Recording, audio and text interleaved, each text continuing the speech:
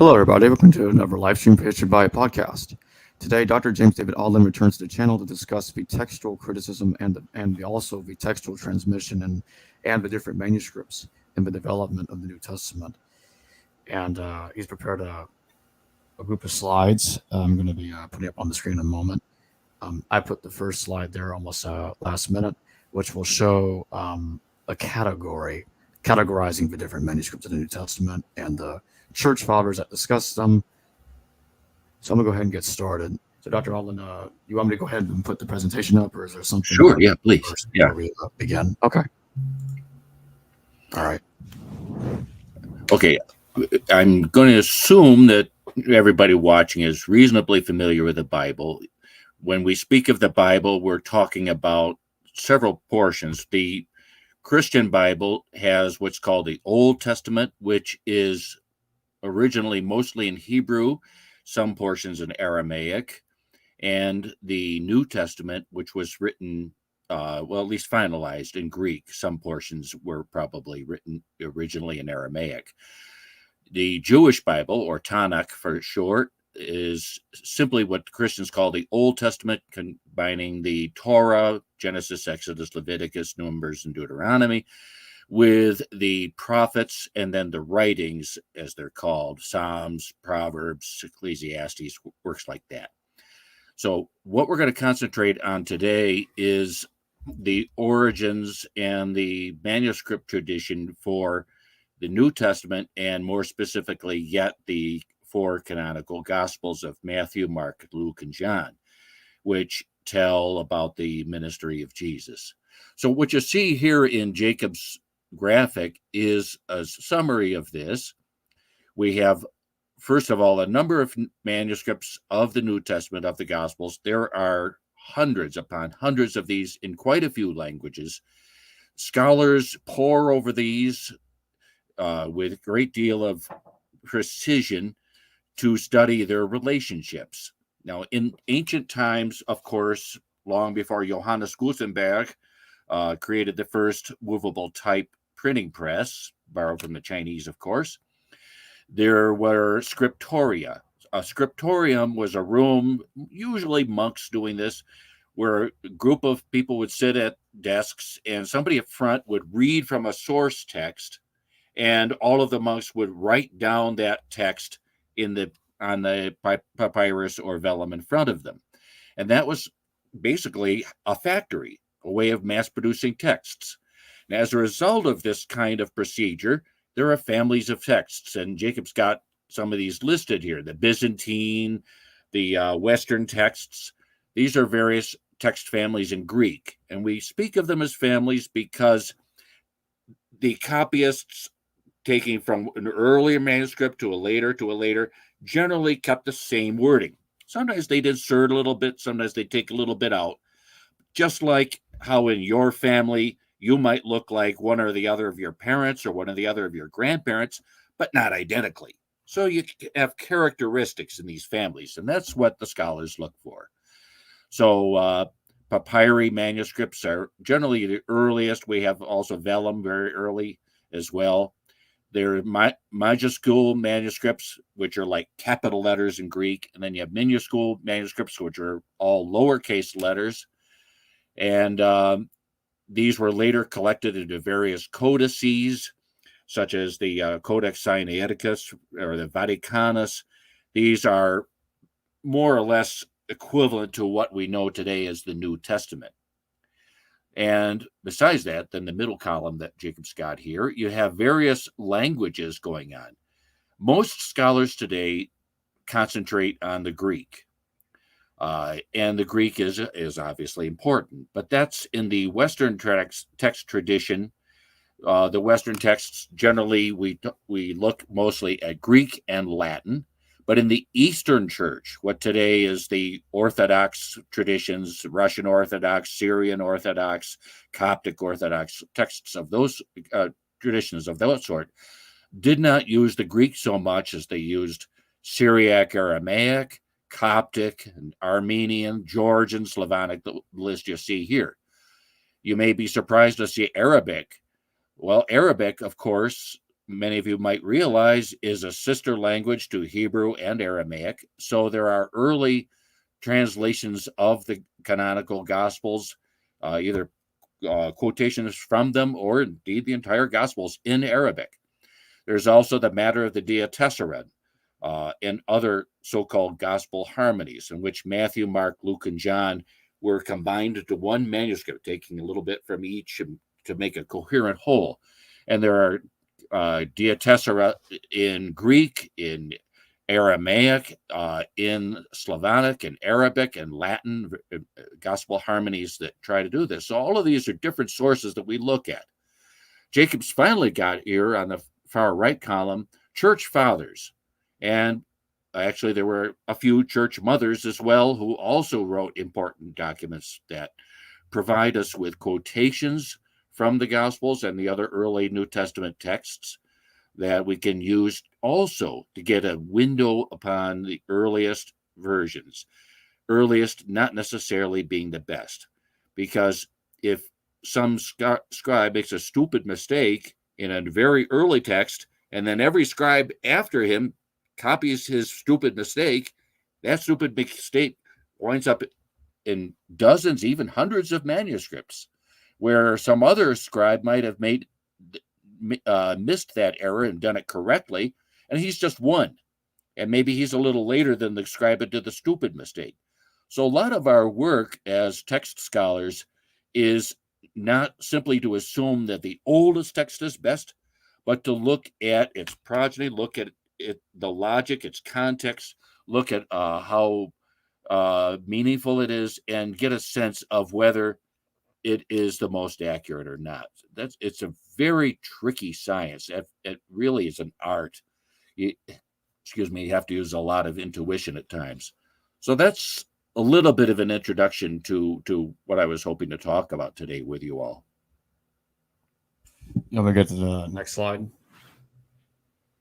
Sure. Yeah, by all means. Yeah. Okay. This is a verse in the Gospel of John that I've been working on lately. The book is going to be coming out within a few months. It's only almost 4 years past the drop dead date with my publisher. So I hope they're not listening when I say that. But this is a text that I was working on this morning, as a matter of fact, and I thought it might be interesting to consider, to see a little bit of how this textual work actually is undertaken. This verse is from the Gospel of John. It's in chapter 6, verse 22.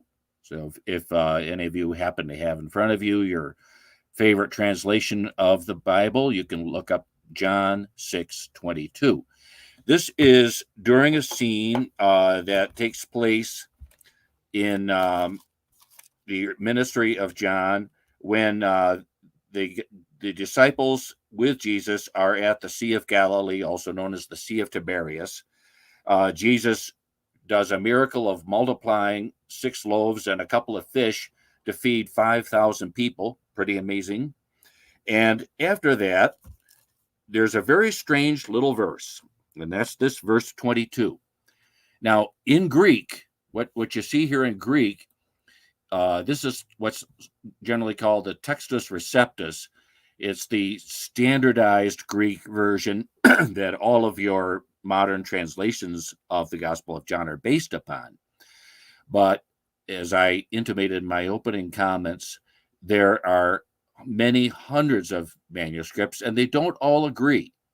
So you have to go look at all the various manuscripts and make those educated decisions that I was talking about. What you see on the screen there, this is from the standard source of the Greek Textus Receptus, edited by 2 fine scholars, and it's referred to as Nestle Aland, or just Nestle for short. Eberhard Nestle and I think it was Kurt Aland edited this, and it's a wonderful resource. It gives the variant readings from important manuscripts, so you can study, get a little bit deeper into the Greek. I'll get to what I've circled in red in just a moment, but let's just translate that. Now, Greek, of course, goes from left to right. So what looks at the beginning of your screen, the upper left there, like a T followed by a funny N with a long tail, that's actually te, and it means it's in the dative. So on the, and I'm just going to read along, on the next day, the crowd, this is the crowd of people, the 5,000 people that Jesus fed with the loaves of bread and the fish. On the next day, the crowd standing on the other side of the sea, thalasis means the sea, Sea of Galilee or Sea of Tiberias, having seen that the other boat was no longer there, not one, in other words, not one boat was left, and that Jesus did not leave with the disciples of him. It's actually literally not went with the disciples of him, Jesus. They put the nominative after the direct object. So Jesus has not gone with his disciples, but the disciples went alone. The disciples of him went alone. That's basically what this Greek text means. The words I've circled in red are the two times that the word for disciples appears in this verse. This is where it starts to get extremely interesting. Matheteus, it looks like an M and an A, and then the theta, which is like a large O with a line through the middle, and then the one that looks like an N again, and the TAIS it looks like. Matheteus, that first word, that's the dative conjugation of the word meaning disciples in Greek. And the other one that I've circled there is mathetai, and that's simply the accusative form of the word in Greek for disciples. But this word in Greek refers to male disciples. And in the history of the early Christian religion, it was assumed that, as a matter of fact, because in those days women were not considered to be of any native intelligence worth speaking of, basically, I'm sorry, this is not my view, but I have to make it clear. Basically, women were conceived of as baby makers and not much else. There were a few women who were renowned for their intelligence, but they were always considered to be exceptional and kind of mannish because they were acting like men to be speaking intelligently. So the assumption was in the early Christian religion that all of Jesus's students, his disciples, were males, were men. And therefore, this word mathetai is masculine. So we're going to look a little bit deeper here. This is the Greek Textus Receptus, as I mentioned. Now, Jacob, can you run to the next slide, please? The Peshitta. Yeah, I got it up right here. Okay, yeah, because I'm looking at the original, so I can't see what you've got. Sorry. Okay, now we've switched languages. This is now Aramaic. This is the text here is in the Syriac dialect of Aramaic, and Aramaic is read right to left. Pretty much. I should also say the first two lines, both the first one's in black, the second one is in gray. Those are from two different manuscripts of the Peshitta. The Peshitta is the standard Aramaic text of the Bible, both Old Testament or the Jewish Bible and the New Testament. And most of the time, it agrees pretty closely with the Greek that I just shared with you. So it should not be of much surprise that you see here these words that I could only do the first three letters emphasized in yellow because of the declensions. But you'll see here, once again, the Aramaic words, the Syriac words that refer to male disciples of Jesus. The word that you see to the far right, the upper right, that's Talmida, which refers to a single disciple. And then if you go along to the left, you see Talmidwi, which in the Syriac dialect, that's declined to say, it's in the genitive, so it's Jesus's disciples, plural. And you can see below them, the black and the gray from the Peshitta, You see the two old Syriac manuscripts of this same verse, John 6:22, with once again the same words, Talmida and Talmidwi, in the Syriac dialect referring to Jesus's male disciples. Now, maybe I should stop for a second. Jacob, do you, if you had any comments or questions before I move on? Not so far. Okay, all right. Okay, now here's where it starts to get very interesting. There is another family of manuscripts. I consider it so radically different that I consider it another text type right up there with the Western, the Alexandrian, and the other text types in Greek. It is that important, but it's been strangely overlooked. There was a flurry of interest in the last years of the 19th century, the first years of the 20th century, when in the St. Catherine Monastery on Mount Sinai in the Sinai Peninsula of Egypt, some manuscripts were discovered by Agnes Smith Lewis and her sister Margaret Gibson Dunlap, twin sisters, brilliant women. And they discovered manuscripts that are generally referred to today as the Palestinian lectionaries.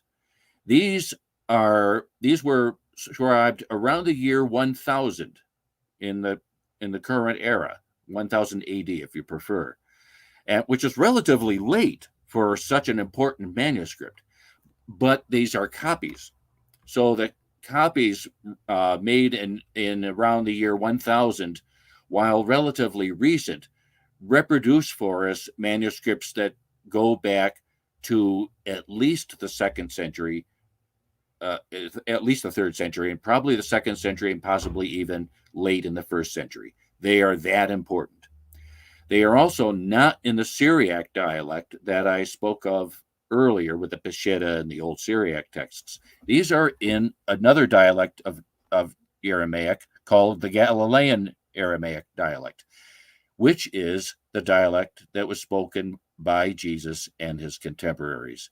Syriac, the dialect that I introduced to you before, didn't even really catch on for 3 or 4 centuries after the life of Jesus. And there are significant differences between these two dialects. The differences are almost as great as, for example, between French and Spanish.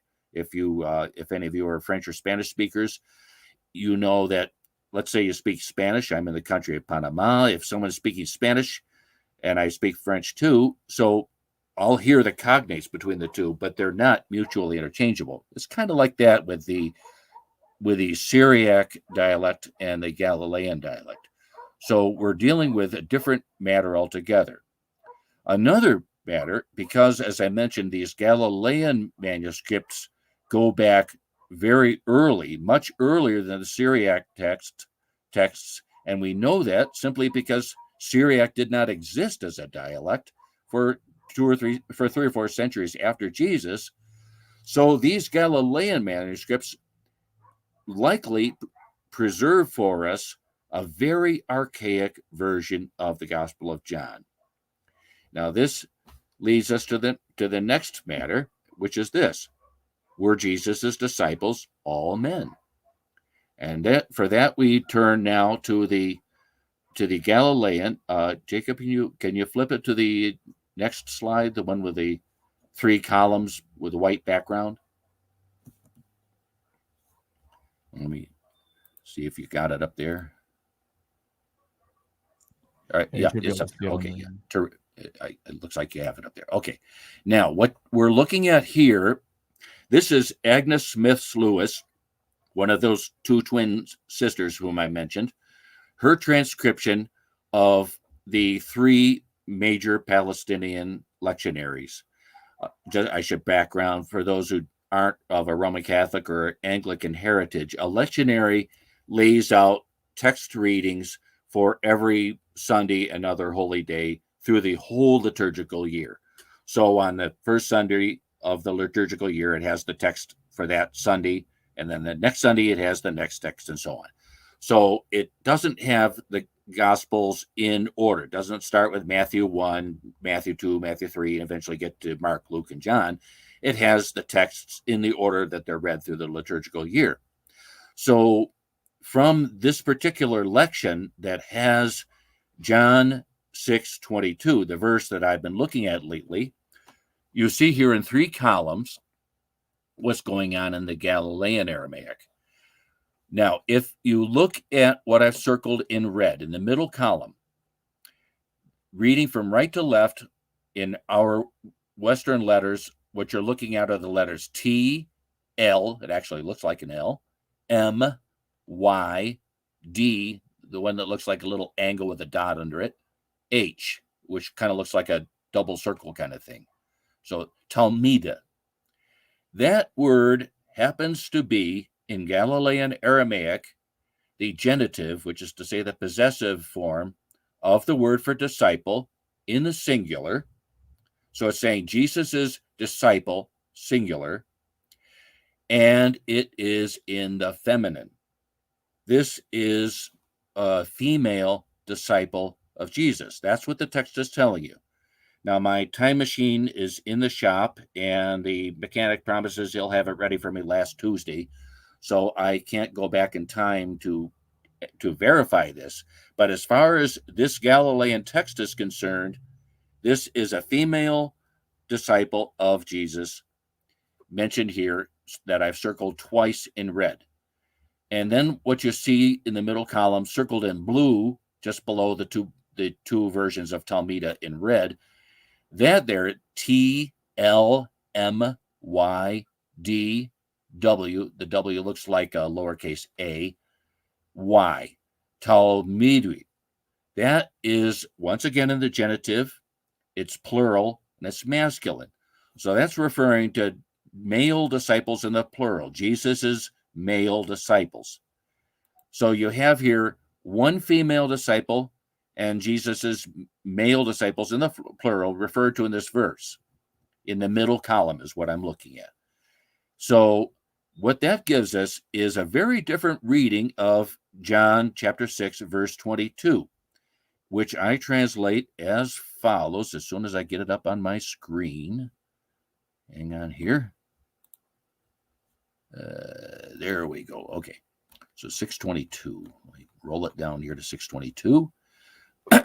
It says, "And on the next day, the crowd that was standing on the shore of the sea saw that there was not another boat there." So far, we have agreement between the Greek and the Syriac and the Galilean Aramaic.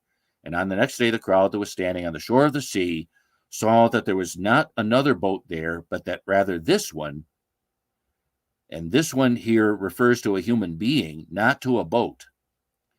This one, the female disciple of Jesus, had gone up in it, which means she had gone up in the last boat to leave the shore.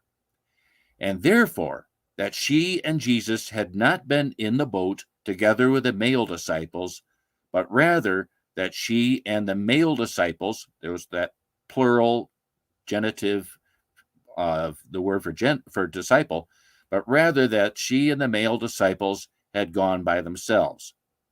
So, what this verse tells us in Galilean Aramaic is that on the next day, after the miracle in which Jesus multiplies the loaves and the fishes, they want to catch a boat back to Capernaum from this shore where they happen to have gathered. And the last boat to leave, according to the Greek, leaves with the disciples, but not Jesus. And some of you may recall that that's what sets up the situation.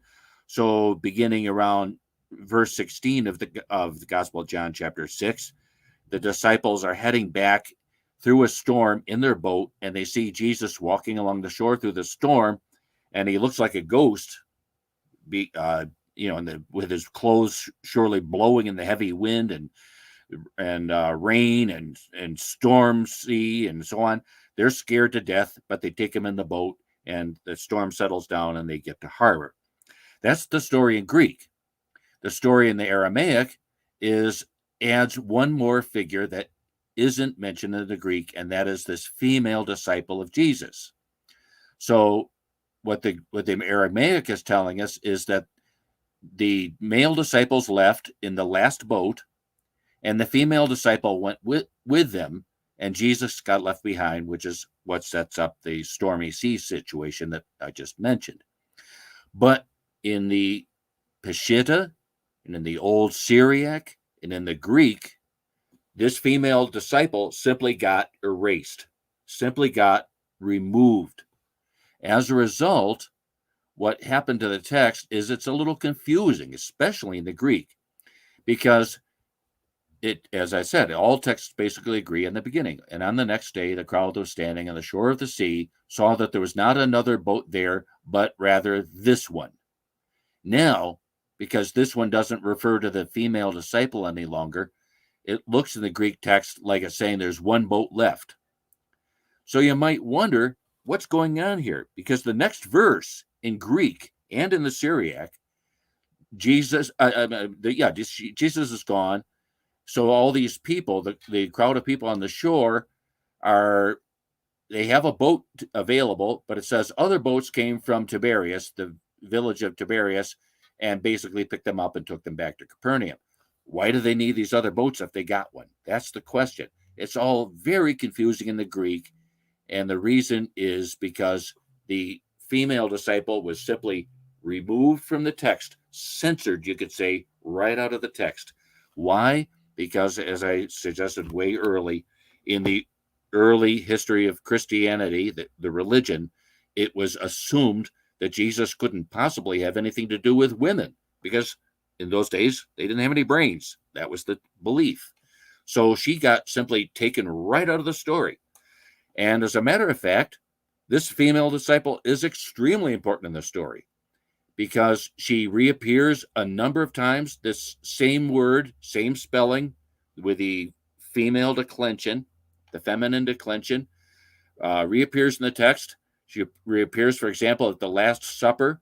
She is leaning against Jesus's breast. She reappears at the crucifixion. She reappears at the resurrection. She's a pretty important character.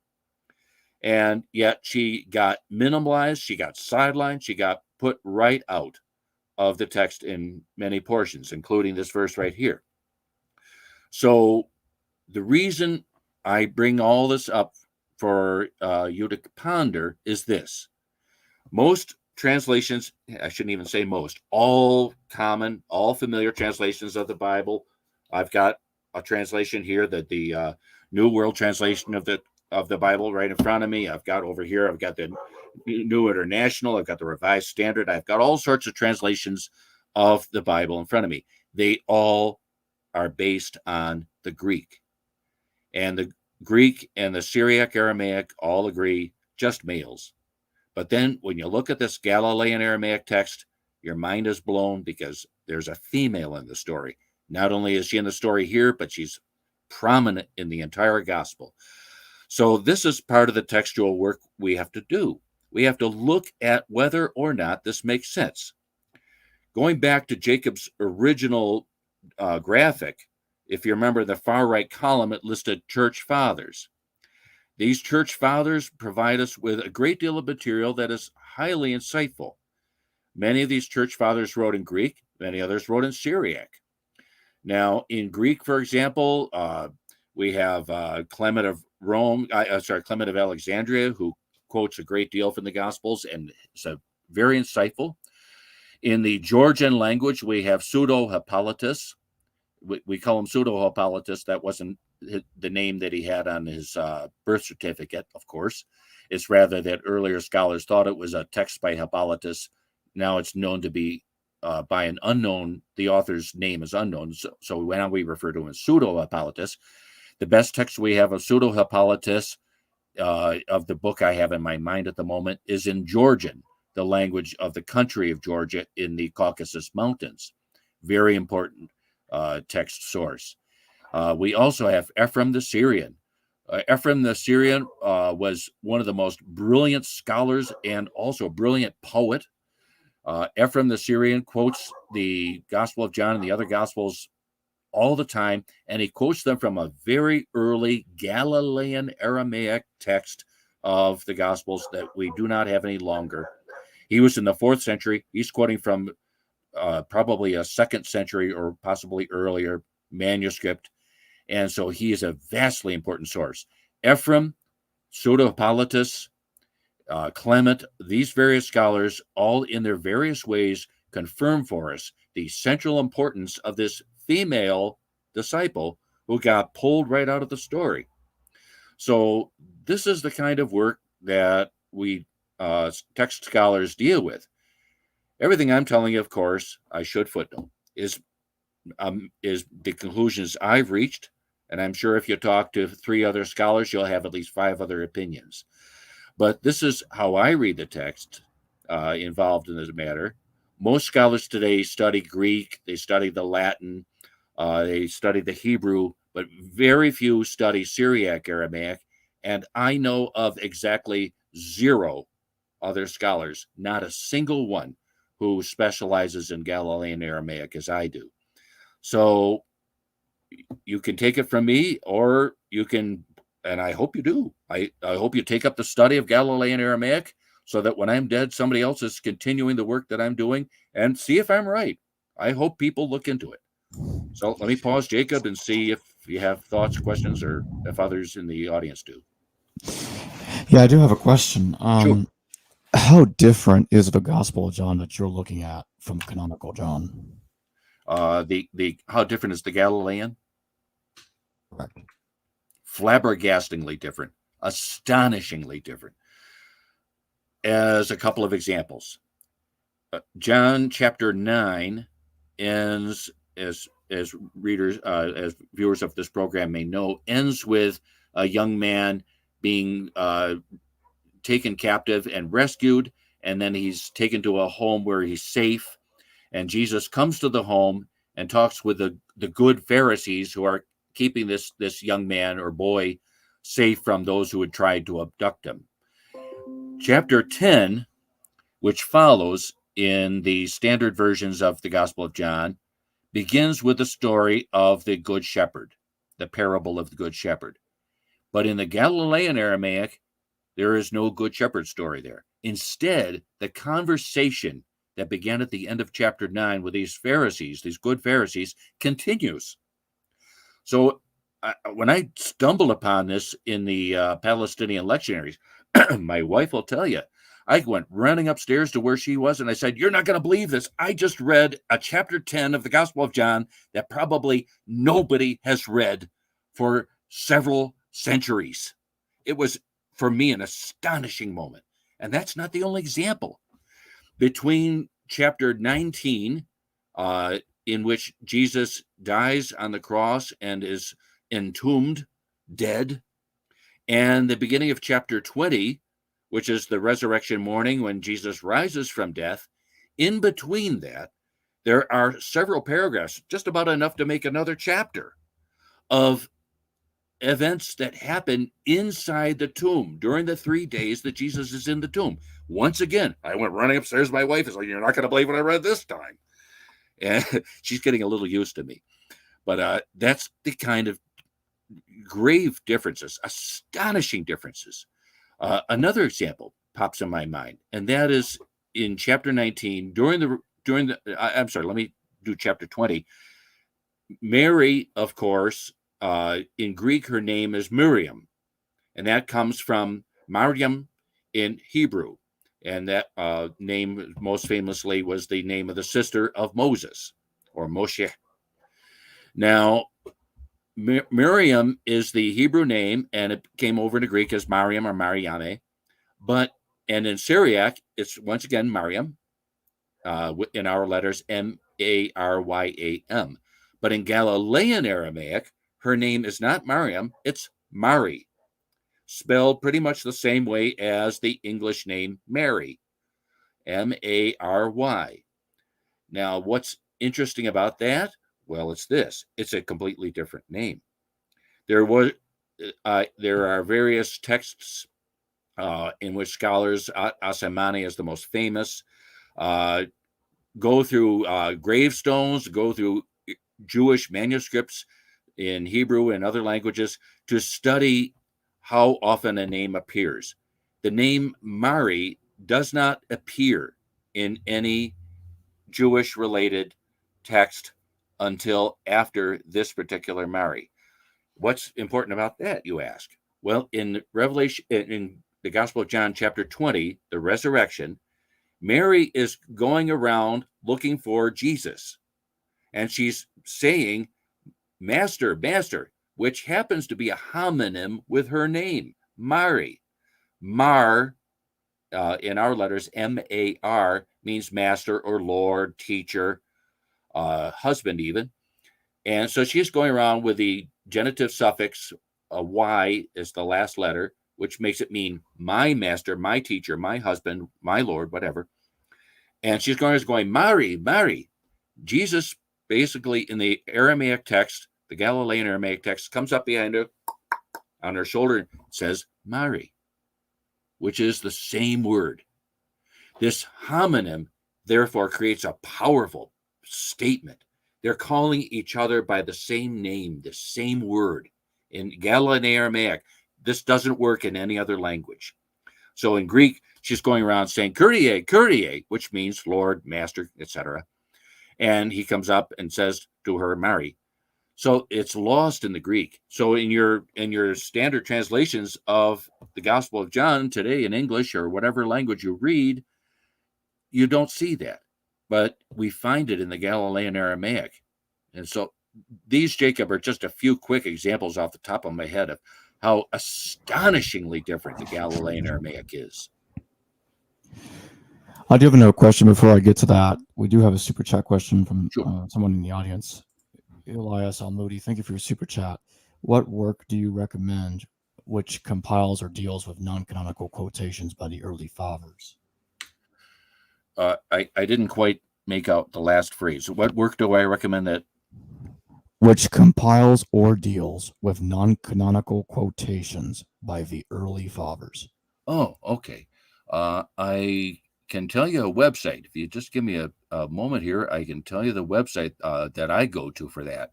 Let's see. I gotta go to favorites. And now if I scroll down, I'll be able to tell you because it's free. It's on the internet and it's a very good one. Just hold on. Here we go. Okay. If folks go to www.earlychristianwritings.com /e-catena, CATENA, and then another /. Let me say that again. www.earlychristianwritings, all like one big fat one word, earlychristianwritings.com /e-catena, CATENA, and then another /. If you go there, you'll find the list of the books of the New Testament, Matthew, Mark, Luke, John, Acts, Romans, etc.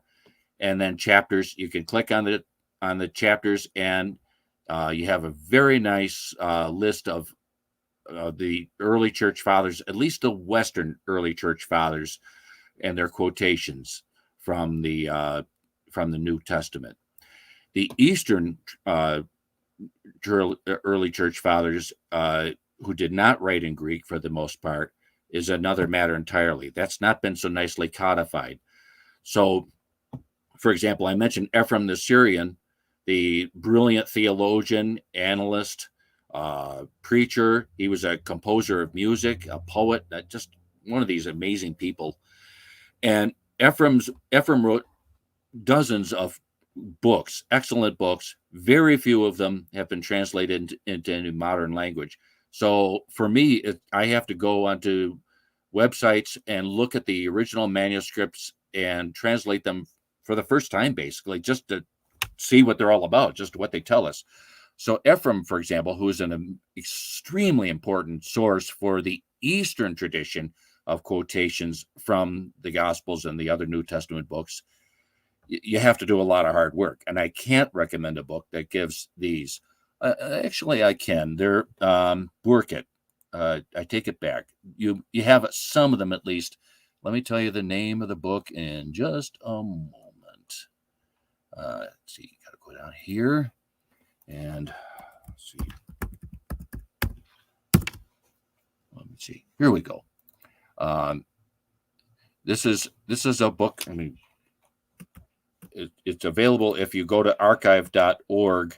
You'll find this book, and this is probably as good as you're going to get. It's not the best, but it is titled S period, as in Saint, S period, Ephraim's quotations from the Gospel, collected and arranged by F. Crawford Burkitt. B as in boy, Urkitt. And this gives, as I said, at least a selection of passages that Ephraim the Syrian quotes from the Gospels. Very important, but there are many, many more. But at least just an introduction that if people are interested in following up on what I'm talking about, they can take a look at it. So let me repeat the title just one more time, and if you're writing fast, S period, as in Saint, and then the name Ephraim, apostrophe S, St. Ephraim's quotations from the Gospel, collected and arranged by F. Crawford Burkitt, B as in boy, Urkitt.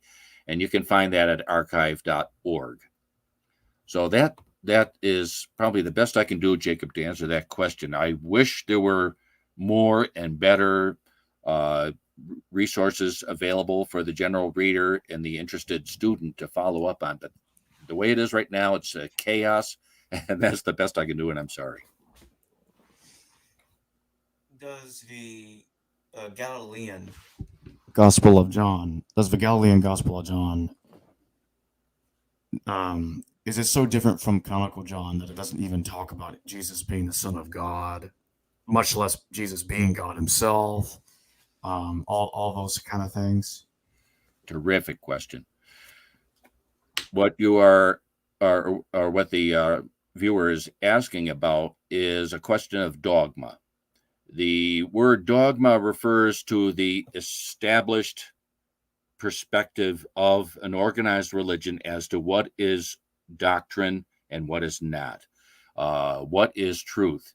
Generally speaking, it means to be a good member in good standing of this particular religious movement, not just Christianity, of course. You have to believe these dogmas. By the dogma of most of Christianity, Jesus, and I won't say was, but is the incarnation in the first century of one person in the Trinity being three persons united into a single God. So it's, for a lot of people, especially Jews and Muslims, right now their heads are spinning. Wait a minute, is this one God or is this three? Because how can you say three persons in one God? And they point out, and I think with some good reason, who's Jesus praying to when in the Garden of Gethsemane, for example, he prays, not as I will, but your will be done. Who's he talking to, himself? And whose will is he talking about? It's very confusing when we deal with this dogma. So to answer the question more specifically, in these Galilean Aramaic manuscripts, which were composed before the dogma was put into place in the organized Christian religion, which really, it's a slight oversimplification, but it's really true, which really comes down to Paul of Tarsus, not so much to Jesus, but Paul, who never met Jesus. So the dogmas are not present in these Galilean Aramaic texts. In the Galilean texts, Jesus is not an incarnate deity. He is not the second person of the Trinity. He is spoken of as the child of God, not the Son of God, but the child of God, which is to say that he is the re divivus, to use the Latin term. He is the new appearance of the first human being created in Genesis 1, verses 16 and 17. If you are familiar with that passage in the Hebrew, it says Elohim, which is a name of God. Elohim, and the very name Elohim suggests male and female as one, whereas Eloah is basically a feminine lexeme, a feminine noun, and then the im suffix is masculine. So you got both masculine and feminine there. Elohim creates the human being, Adam, in its own image and likeness. Image is a masculine noun in Hebrew. Likeness is a feminine noun in Hebrew. So this first human being is created basically androgynous. And then, as you know, later, Adam is divided into Adam and Eve. So Jesus, and we really, with this beloved disciple we're speaking of, recreate, restore to existence this original human being.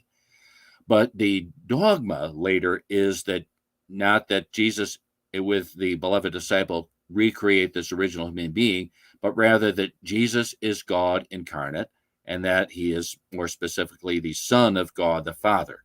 And then there's the third member of this Trinity of amorphous nature, the Holy Spirit, or in older English, the Holy Ghost, who replaces the beloved disciple, who's the other part of that an androgyne that is created in the Gospel of John.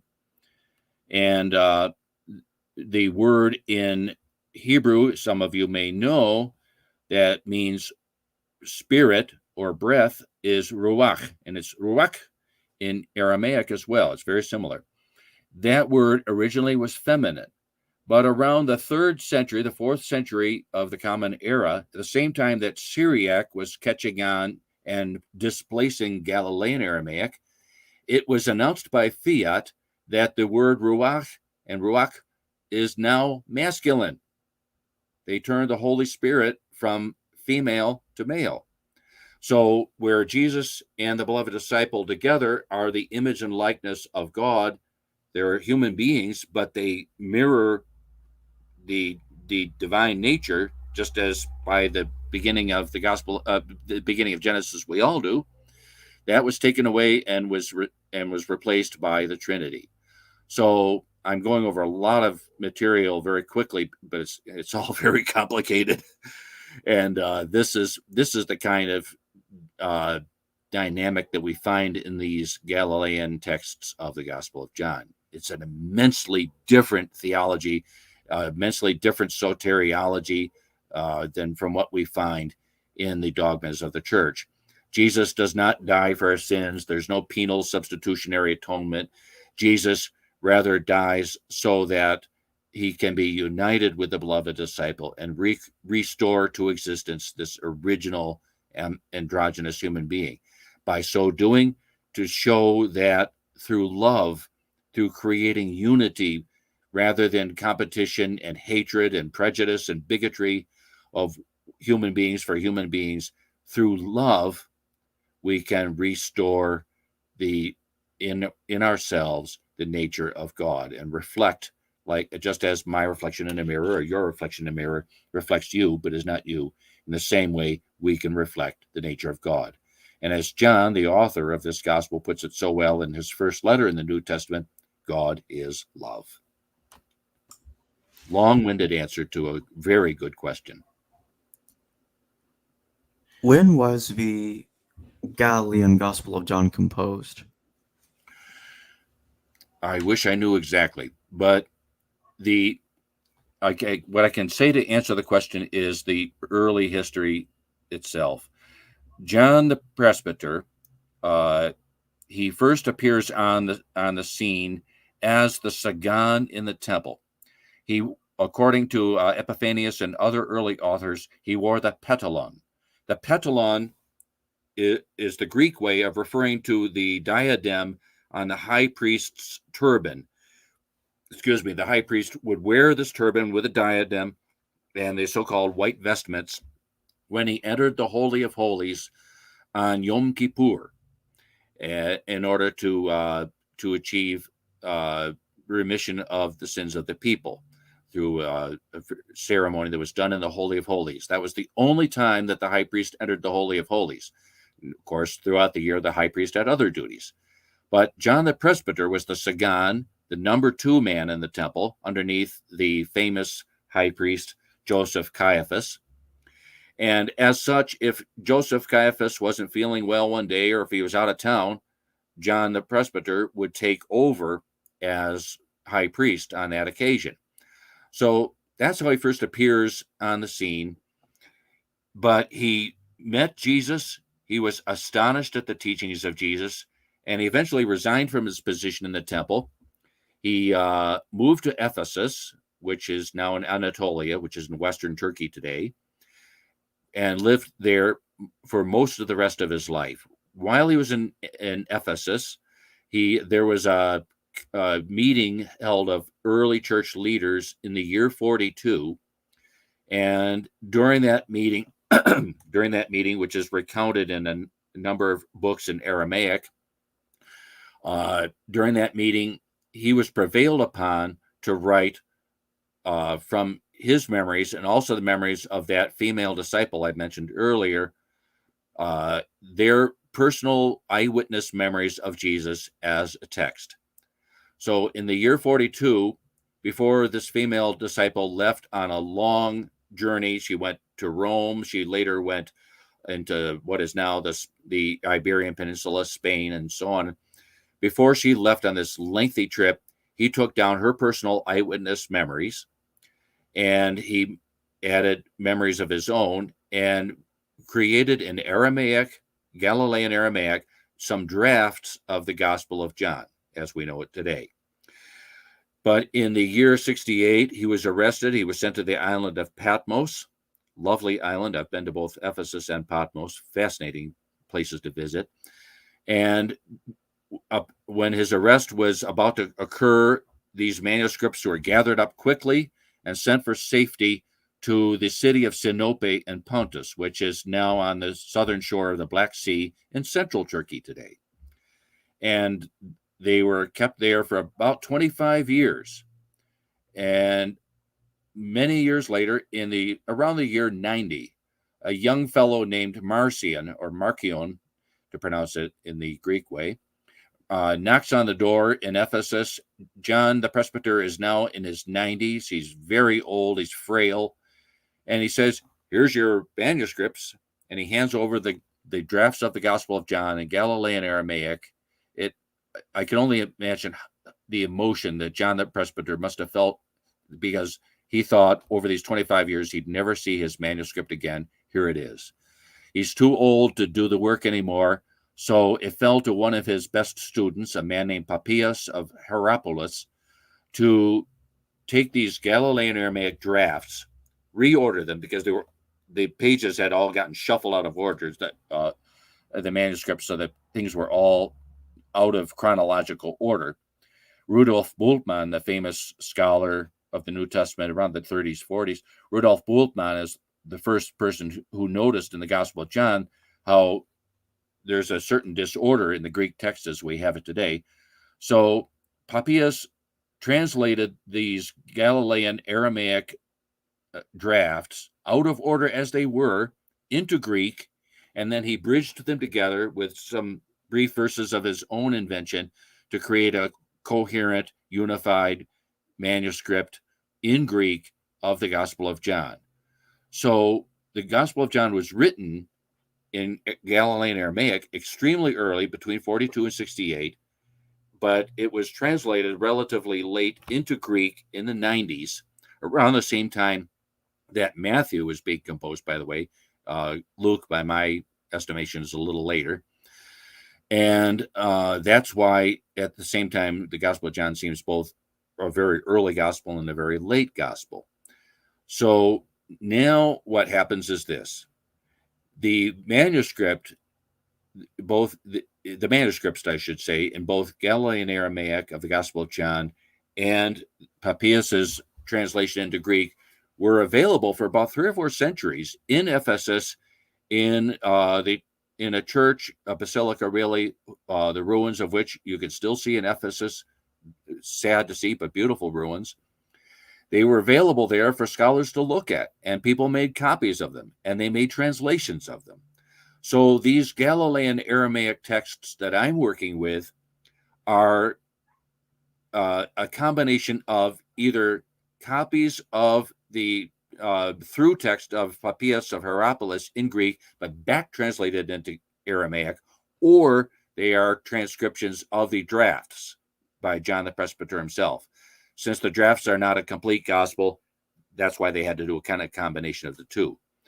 So these these are the texts that were copied, then copies of copies, copies of copies, copies of copies, and eventually got to, for example, Palestinian Lectionary A, done by Elias of Apud around the year 1000, which is one of the texts that I translate, that I study, and is the one that I showed you the transcription. And again, a long-winded answer to a great question. Sorry. Oh, it's all good. I love long answers. Let's get to the last. Moody, again, thank you for your super chat. You mentioned in another interview a quotation of Irenaeus where he says Jesus' name means man or ish in Aramaic. What's the reference for that? Ish. Well, Jesus in Aramaic, I can't hear what you're saying, Jacob. I'm sorry. The question's up on the screen. Do you see it? Yes, there we go. You mentioned another interview quotation of Aramaic. Yeah, I don't remember saying that because I wouldn't have said that. The name Ish does mean man in Aramaic and Hebrew. That's correct. But Jesus or Yeshua goes back to the name of Joshua, as we call it in English. Or it's the same name as Joshua. And I'm sorry, I'm hearing an echo of my voice. It's kind of strange. So, for example, Judas, son of Iscariot, as we pronounce in English, that's Ish Kariote, the man of Kariote. So, Elias al-Maudi, if I said that, I don't think I quite said that because it's not quite correct. I think I remember who said it. Yeah, it was Stefan. It was Stefan Haller. He said something like that in every interview I did with him. Yeah. Okay. I must have been talking something else because Jesus in Greek, Yeshua in Aramaic, but it goes back to Joshua.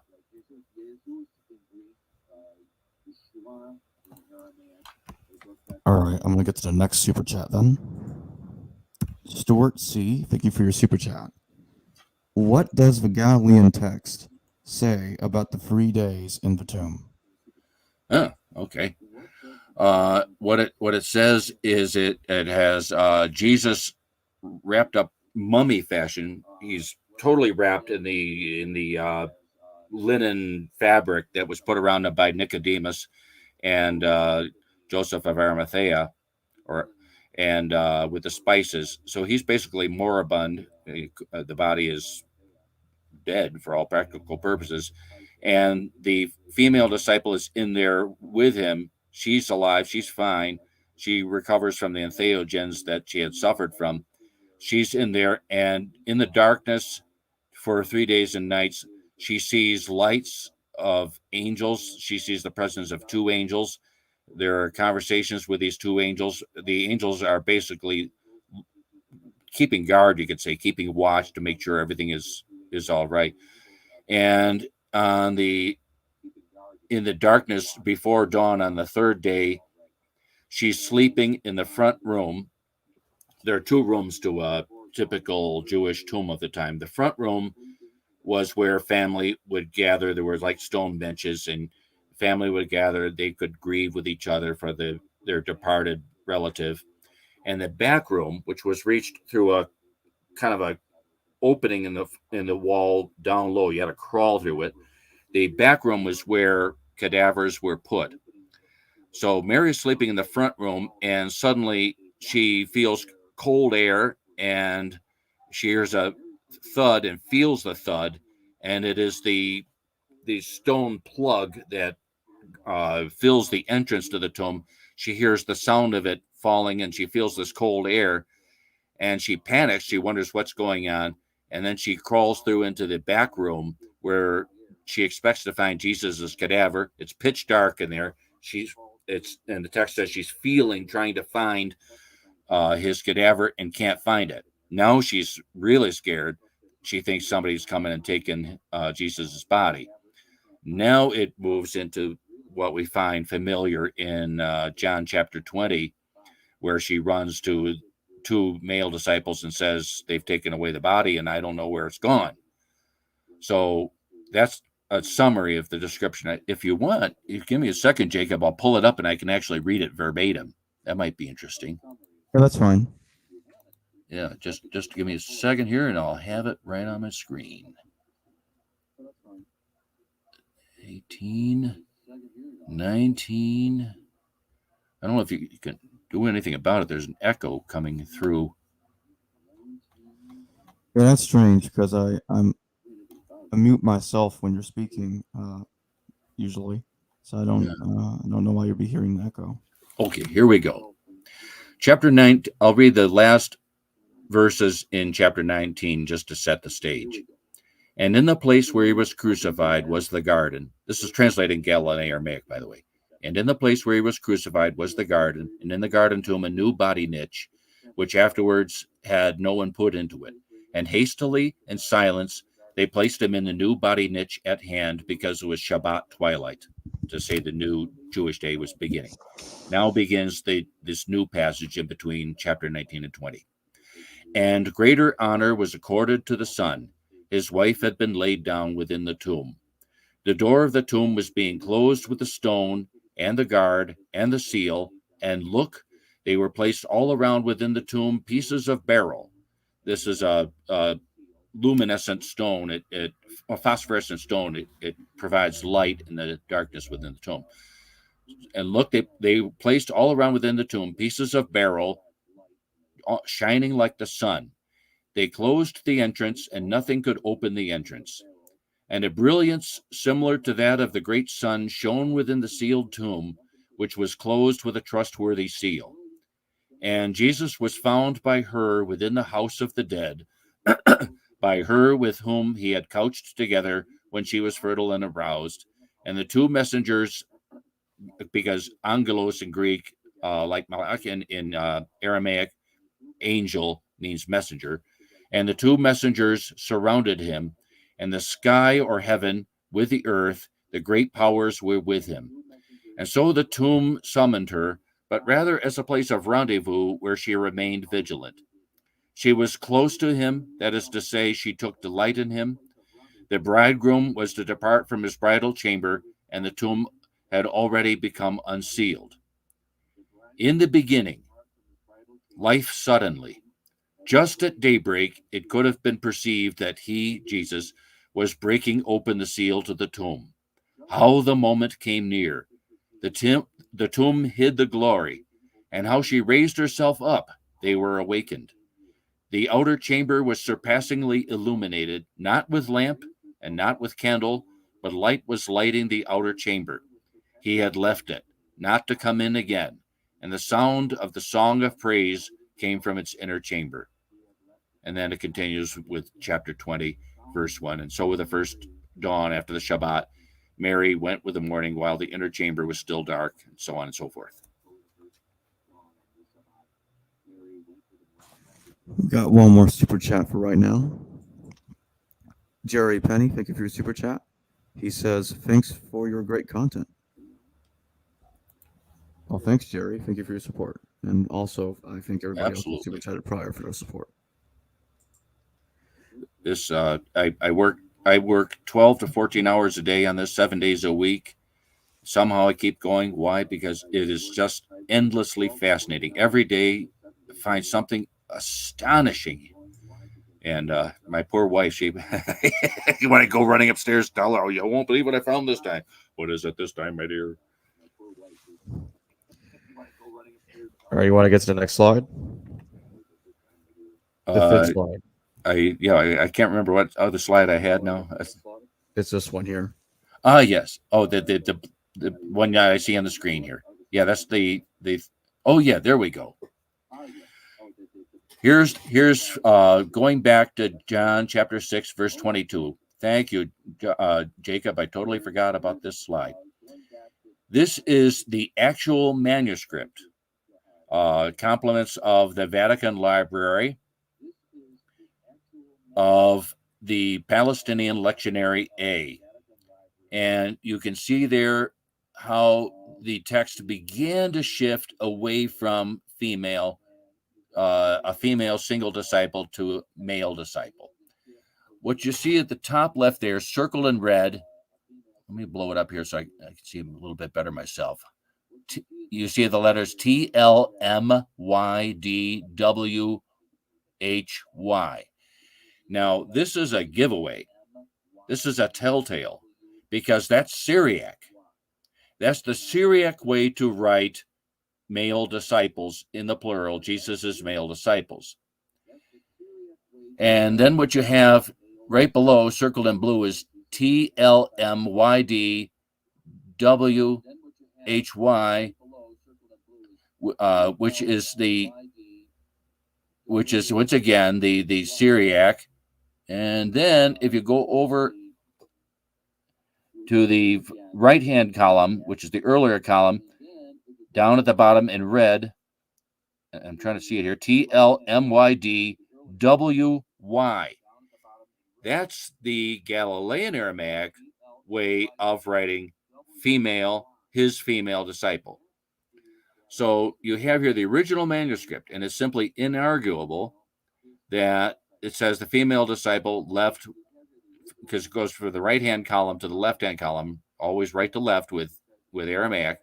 The female disciple left with the male disciples in the boat, such that she's gone and they don't know where Jesus is because he didn't leave in the boat.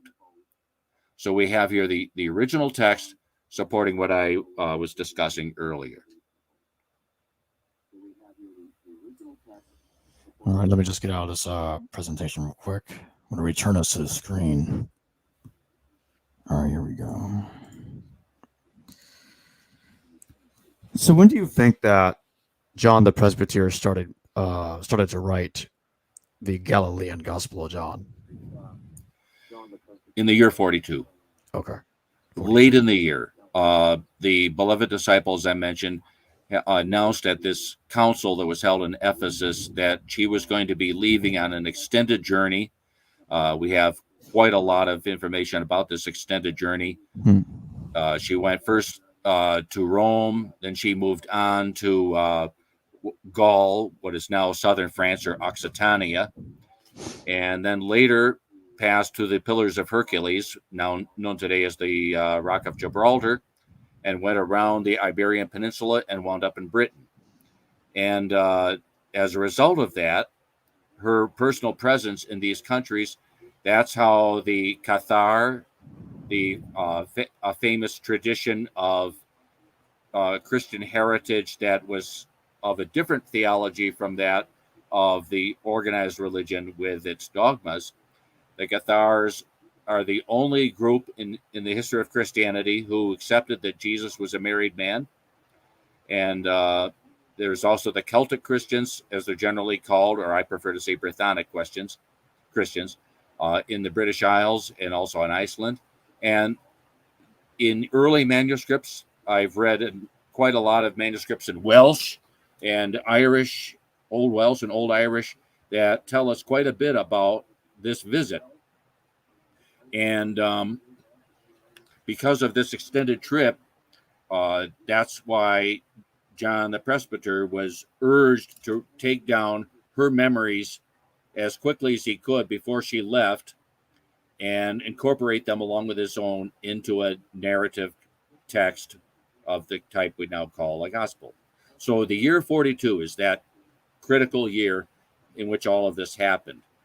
And in the year 68, as I mentioned, with his arrest and his exile to the island of Patmos, it all came to a screeching halt and didn't continue until the early 90s when Papias of Hierapolis took the manuscripts that Marcion had brought to the door and translated them to Greek and gave some bridge passages to complete it. So that's the overview of how the Gospel of John came into being.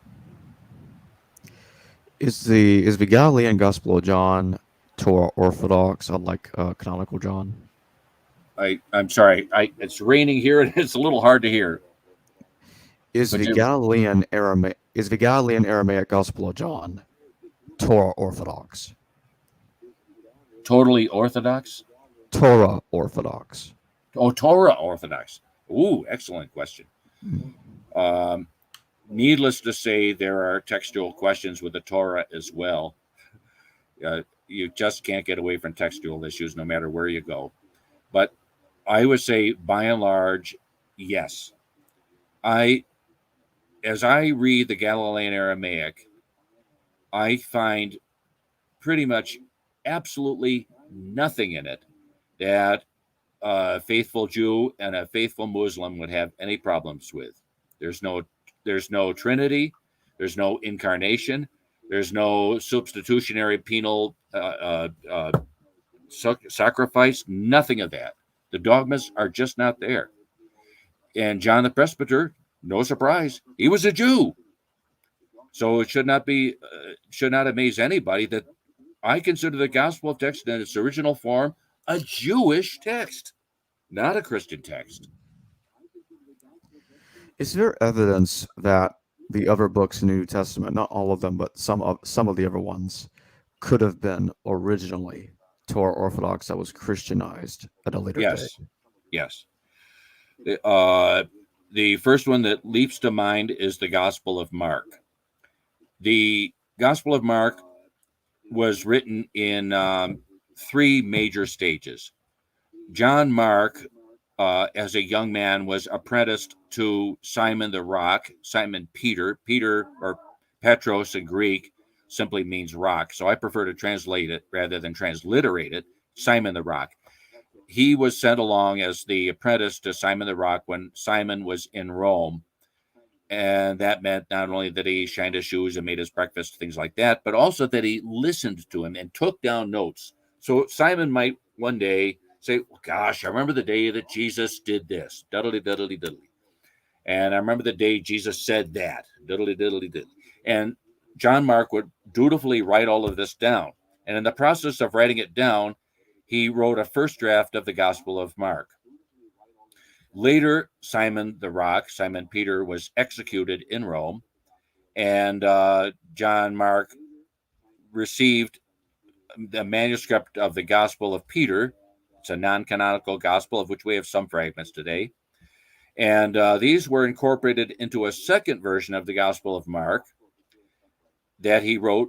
I should have said the first one and the second one, both written in Aramaic, Galilean Aramaic.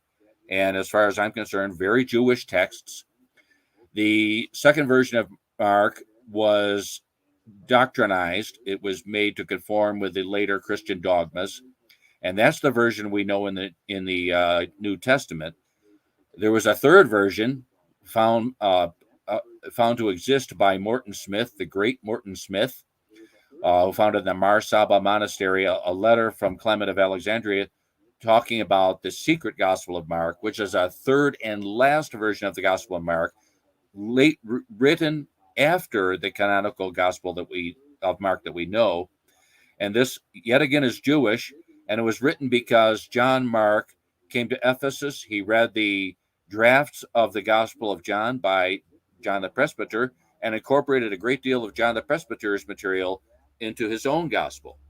So for those who think that there is a great divide between the 3 synoptic gospels, Matthew, Mark, and Luke, and John, here we find a very close connection between the Gospel of Mark and the Gospel of John. So to get back to the question, Mark is definitely another text that, absent its changes by dogmatic scribes later, is very much in line with Torah teaching and Muslim teaching for that matter.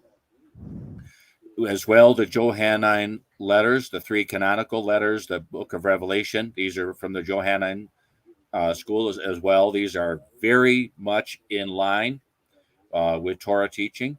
The text that we call the letter to the Hebrews, it was probably actually originally a lecture or a sermon, not a letter.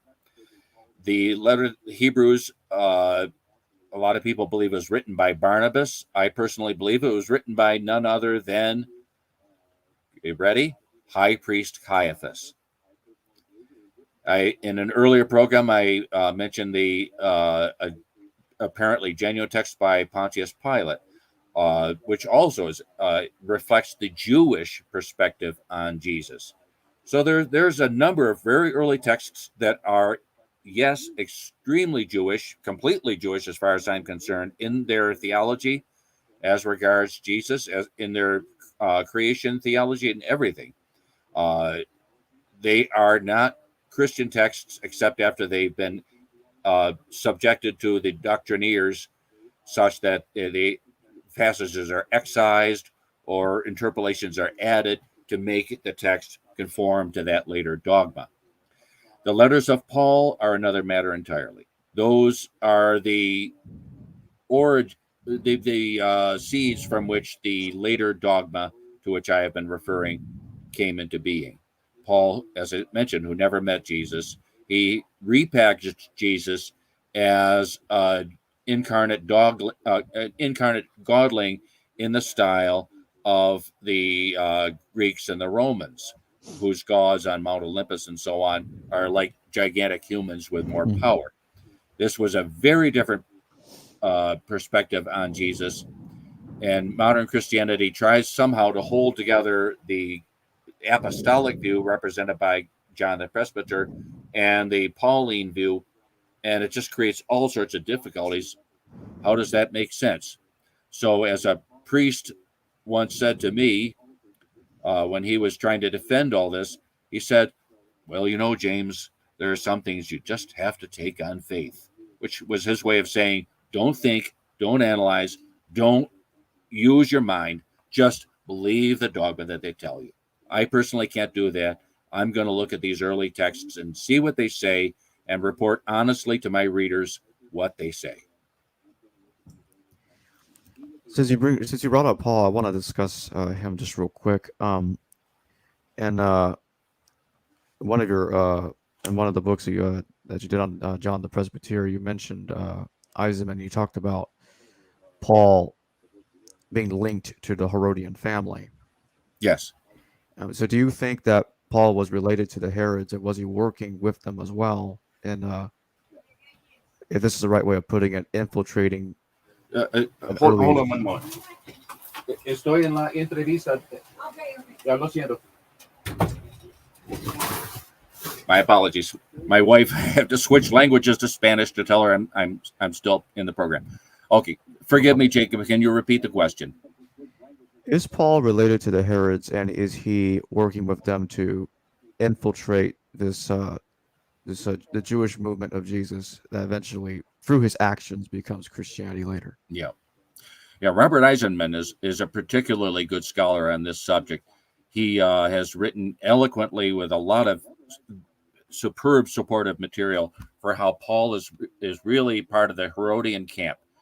For those who aren't familiar, when we speak of the Herodian camp, what we're talking about are the those who were in charge of the temple in the late Second Temple period, who go back to an establishment under Herod the Great, the king who was allowed to take the throne by Rome in the late years of the last century before Christ, BCE. These people were basically aligned with Rome, accommodating Rome, and they also were relatively uninterested in following Torah, in holding to the mitzvot of the Torah, but rather amassing power and using it to their own advantage. And against these arose another group generally called today the Pharisees. The Pharisees get a bad press in the New Testament because they were opposed to the Herodians, and Paul, as I mentioned, was allied with the Herodians. But the Pharisees were actually purists, you could say, who said, we have to follow the mitzvot of the Torah. And the Pharisees led to the Talmud and led to modern Judaism as we know it today. So they are very important. And that's why you may remember earlier in our conversation, I talked about chapter 9 of the Gospel of John, the conversation with these good Pharisees that continues in the chapter 10 of the Galilean Aramaic. These are allies of Jesus, supportive of Jesus. And yes, there are debates between Pharisees and Jesus, but these debates in the Aramaic, I can't emphasize enough, they're often hilarious. They're double entendre, there are puns, there are jokes going back and forth. They are quite riotous. But a lot of this was changed in the Greek text to make the Pharisees look bad, and thereby to make Judaism look bad. Why? Because early Christianity became anti-Semitic because Judaism was the competition, and they wanted to get rid of the competition. So they had to make Judaism look bad. But in the Galilean, it is not so. These are Jewish texts as far as their theology in the Galilean Aramaic. The Pharisees are not necessarily bad people. They're individuals. Some of them are not so hot, but they're basically, it's a quite different picture we get. No question. I wanted to go back to what you were saying earlier that John the Presbyter began writing his gospel in 42 CE. Does that, since you're saying that the author of Mark read the drafts of John, does that by technicality make John technically not the modified Gospel of John that we see in the New Testament, but the Galilean Gospel of John, the first gospel? Right. Yeah, I'm not sure I understand your question, but what I'm saying is that there is a relationship between the Gospel of Mark and the Gospel of John. We don't have anything from the secret Gospel of Mark that we're certain is from the secret Gospel of Mark, except for a very short little passage and a longer passage, which is about the resuscitation of Lazarus. And it is extremely interesting to compare the resuscitation of Lazarus from the secret Gospel of Mark, quoted in this letter written by Clement of Alexandria, with the telling in the Gospel of John. And I do this meticulously in my own book. And it shows quite clearly that it is based on not the Greek text, but on the Galilean Aramaic antecedent to the Greek text. And there is mention, as I mentioned, in some of the early church fathers, of John Mark coming to stay with John the Presbyter in Ephesus after he broke with Paul, as described around Acts chapter 12, 14, in that area of the book, the Acts of the Apostles. My question was, by technicality, does that make the Galilean draft of the Gospel of John the first gospel? Yeah, I'm hesitating to say, because first of all, there's a lot of argument which is the first gospel, and the implication is that first is somehow better.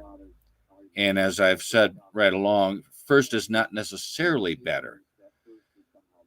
The Gospel of John, as I mentioned, was begun in the Aramaic, Galilean Aramaic drafts in the year 42, and the Gospel of Mark received its earliest drafts shortly thereafter.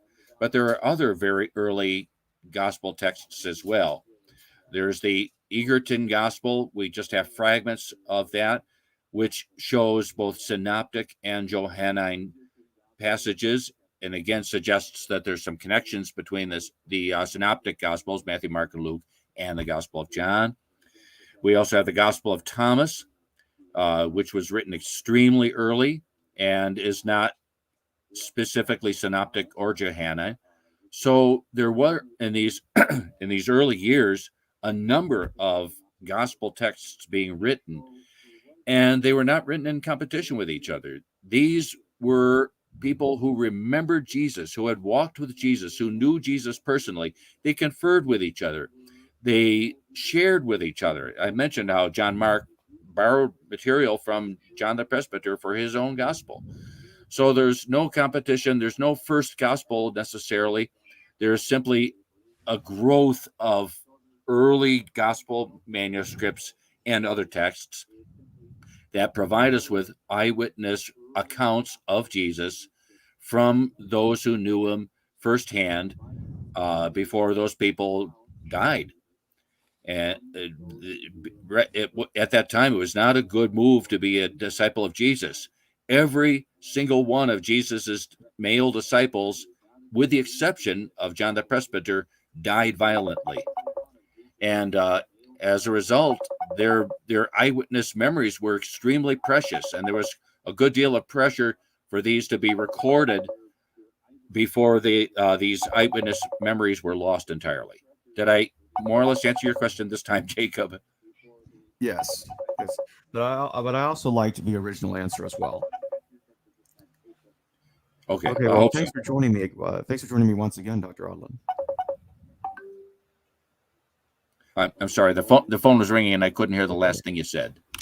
All I said is thanks for joining me once again, Dr. Audlin. My pleasure. Always a pleasure.